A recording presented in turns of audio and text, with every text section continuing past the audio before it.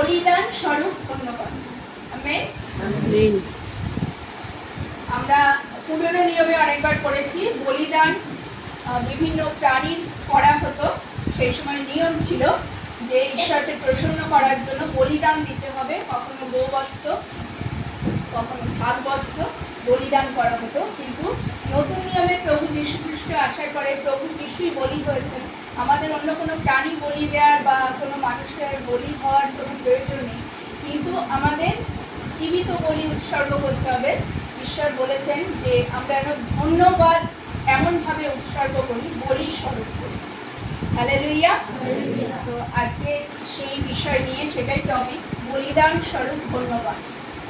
আমরা আসবো যে বলিদান স্বরূপ ধন্যবাদ আমরা কেন ঈশ্বরকে দেব।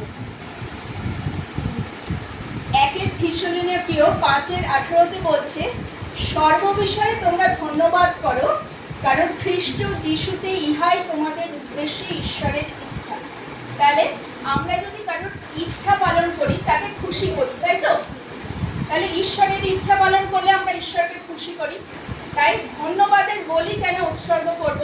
না, ঈশ্বরকে প্রসন্ন করার জন্য, ঈশ্বরকে খুশি করার জন্য আমরা ধন্যবাদের বলি। অনেক সময় আমাদের কোনো কারণ আমরা খুঁজে পাই না যে ধন্যবাদ কি নিয়ে দেবো। অনেকে অনেক টেস্টিমনি দেয়, অনেক কিছু বড় বড় টেস্টিমনি দেয়, কিন্তু আমি দেখছি আমার জীবন তো নর্মাল রয়েছে, আমি কি নিয়ে বলবো? কিন্তু ঈশ্বরের বাক্য বলছে তোমরা সর্ব বিষয়ের জন্য ধন্যবাদ করো। তোমাদের নর্মাল লাইফ ডিল হচ্ছে, তার জন্য তোমরা ধন্যবাদ করো, বড় বড় কিছু না হলে। ঈশ্বর বলছে ছোট বিষয়ে বিশ্বস্ত থাকো। তো আমরা ঈশ্বরের ইচ্ছা পালন করার জন্য, ঈশ্বরকে খুশি করার জন্য আমাদের উচিত সব বিষয়ে ধন্যবাদ দেওয়া। নেক্সট আমরা দেখব